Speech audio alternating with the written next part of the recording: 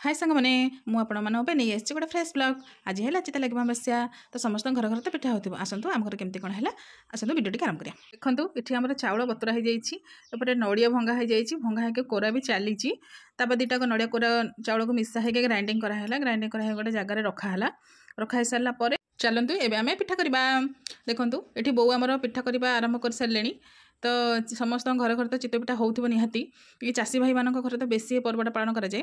चाष करने समय गेंडा सामका गोड़ को न काटापी प्रथम पिठाटी आम गड़िया को फोपड़ा जाए आउ गोटे पटे यह आम मान घरे सब कही था भाग मापर पिठा बोली कहीं टे 19 पीस देखले पिठाटा फुलेनी कि आमर बढ़िया से होती पिठाटा बहुत तो पिठा कर बारियाड़े पिठा पानी छाड़ी देके आसबि एबे बो आ गोटे पिठा नहीं गले बारियाड़े गड़िया पकईवाई आसतु देखा। देखो बो ये गड़िया पिठा पकईदे गेंडा सामका आम गोड़ तो काटब ना। तो इवनिंग आम बस के पॉपकॉर्न खाऊँ वीडियो केमती लगे भल लगे लाइक करेंगे शेयर करेंगे सब्सक्राइब करने को भूलें। रोची टाटा बाय बाय।